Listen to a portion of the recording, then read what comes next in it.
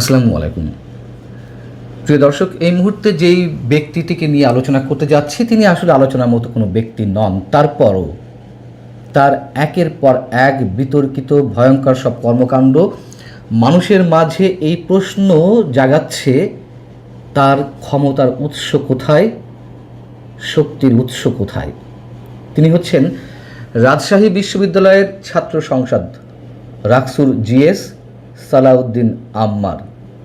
একের পর এক সন্ত্রাসী কর্মকাণ্ড, একের পর এক অনৈতিক কর্মকাণ্ড করে গেলেও তার বিরুদ্ধে কেউ কোনো টু শব্দটি উচ্চারণ করছে না। প্রশাসন একেবারে নির্বিকার, সরকারের পক্ষ থেকেও তাকে নিয়ে কোনো টু শব্দ নেই। আর এ কারণেই সালাউদ্দিন আম্মাররা অপ্রতিরোধ্য হয়ে উঠছেন। সরকার কি বিশেষ কোনো কারণে তাকে ভয় পাচ্ছে, তাকে বিশেষ কোনো কারণে ছাড় দিচ্ছে, নাকি সরকারের পক্ষ থেকে তাকে আসলে পুষে রাখা হচ্ছে বিশেষ উদ্দেশ্যে? যদি তাই হয়ে থাকে তাহলে কারণটি কি? এই শিক্ষার্থী, তিনি তো অ্যাকচুয়ালি শিক্ষার্থী, জিএস হয়েছেন নির্বাচনের মধ্য দিয়ে, কিন্তু তার সন্ত্রাসী কর্মকাণ্ড সবার দৃষ্টি আকর্ষণ করেছে। তার বেপরোয়া বক্তব্য, কথাবার্তার কোনো লাগাম নেই, মানুষের মধ্যে এক ধরনের ভয়ের সৃষ্টি হয়েছে। আমরা 2025-এর 19শে ডিসেম্বর তিনি কি বললেন, রাজশাহী বিশ্ববিদ্যালয়ে আওয়ামী লীগ ফ্যাসিবাদের মদতপুষ্ট কোনো শিক্ষক, কর্মকর্তা বা কর্মচারী যদি চাকরি করে তাদেরকে কলার ধরে টেনে টেনে প্রশাসনিক ভবনের সামনে বেঁধে রাখা হবে। বোঝা যায় যে এই কথার ভিতরের বিভৎসতা কতখানি। আর যাদের উদ্দেশ্যে যাই বলুক না কেন, শিক্ষকদের উদ্দেশ্যে তিনি এই ধরনের কথাবার্তা উচ্চারণ করছেন। রাজশাহী বিশ্ববিদ্যালয়ের 6 জন ডিনকে জোর করে পদত্যাগে বাধ্য করা হলো। পুরো বিশ্ববিদ্যালয় প্রশাসন তার হাতের মধ্যে জিম্মি। দল বেঁধে যখন তখন শিক্ষকদের দরজার সামনে গিয়ে লাথি মারা হচ্ছে, তালা লাগিয়ে দেওয়া হচ্ছে। ছাত্র সংসদের সহসাধারণ সম্পাদক হিসেবে, জিএস হিসেবে শিক্ষার্থীদের যে স্বার্থ সেটি দেখাচ্ছে, তিনি তার দলীয় স্বার্থ, তার ব্যক্তি স্বার্থ, নিজেকে জাহির করা, এসব নিয়েই ব্যস্ত।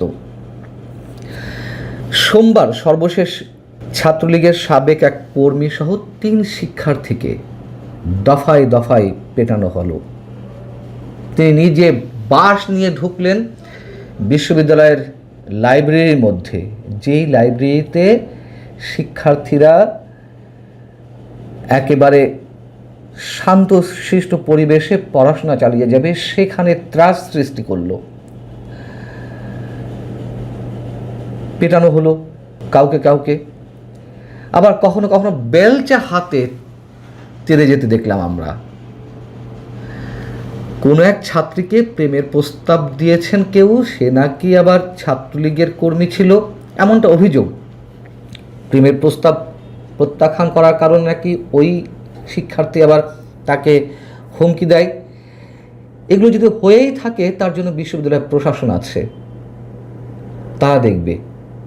কিন্তু পরে জানা গেল যে যারা মারপিটের শিকার হয়েছে তাদের 2 জনকেই আবার আসামি করা হয়েছে। পুলিশ তাদেরকে আটক করলো। আটক করার পর আবার আমরা কি দেখলাম, পুলিশের জিপে আসামিদেরকে তোলা হয়েছে, সেখান থেকে টেনে হিচড়ে নামিয়ে প্রকাশ্যে পুলিশের সামনেই মব সৃষ্টি করা হলো, প্রচণ্ডভাবে আহত করা হলো এই সালাউদ্দিন আম্মারের নেতৃত্বে, এবং তিনি নিজেই এসব কাজ করেছেন। এই সালাউদ্দিন আম্মার রাজশাহী বিশ্ববিদ্যালয়ের বৈষম্য বিরোধী ছাত্র আন্দোলনের নাকি একজন সমন্বয়ক ছিলেন। কি বৈষম্যটায় দূর করছে তারা? চারিদিকে সন্ত্রাসে আবহ তৈরি করে ভয়ের রাজত্ব তৈরি করছে, অথচ তাদের বিরুদ্ধে কোনো ব্যবস্থা নেই। প্রথমেই যেটি বলছিলাম যে বিএনপি কি ইচ্ছাকৃতভাবেই তাদেরকে পুষে রাখছে? উদ্দেশ্য কি তাহলে? যদি ইচ্ছাকৃতভাবে পুষে রাখেই, আওয়ামী লীগ ঠেকানোটাই মূল উদ্দেশ্য, যে আওয়ামী লীগ, যুবলীগ, ছাত্রলীগদের বিরুদ্ধে এদেরকে কাজে লাগানো অঘোষিতভাবে, নাকি অন্য কোনো দুর্বলতা রয়েছে? আর যদি আওয়ামী লীগ ঠেকানোটাই মূল উদ্দেশ্য হয়ে থাকে, সেটি অবশ্যই বিএনপির জন্য বুমেরাং হবে। একথা বারবার বলে আসছি। জামাত শিবিরকে যেভাবে স্পেস দেওয়া হচ্ছে বিএনপির পক্ষ থেকে, শুধুমাত্র বক্তব্য বিবৃতিতে আমরা দেখি কখনো কখনো তুমুল বিরোধিতা শুধুমাত্র ওই সংস্কার ইস্যুতে বা ৭১ ইস্যুতে। কিন্তু সেই ৭১ ইস্যুতেও যে এত সব নোংরা শব্দ, এত সব বিতর্ক ছড়ানো হচ্ছে, সেটিরও স্পষ্ট কোনো জবাব নেই। যা ইচ্ছে তাই বলে যাচ্ছে। এবং এই জামাত শিবিরই, এই সালাউদ্দিন আম্মাররা একসময় বিএনপির জন্য কতটা হুমকি হবে, সেটা নিঃসন্দেহে বিএনপি এখনো পর্যন্ত বুঝতে পারছে না। অথবা যদি এভাবে বলি যে রাজনৈতিক জায়গা থেকে, রাজনৈতিক বিবেচনা থেকে জামাত শিবির দলগতভাবে ছাড় পাবে বা তাদেরকে ছাড় দেবে, এক ধরনের রাজনৈতিক খেলা চলবে, সেটি অন্যরকম হিসেব হতে পারে। কিন্তু ব্যক্তি পর্যায়ে সালাউদ্দিন আম্মারদের যেভাবে ছাড় দেওয়া হচ্ছে, এটি কত বড় দুর্বলতার লক্ষণ তা আমরা নিশ্চয়ই উপলব্ধি করতে পারছি।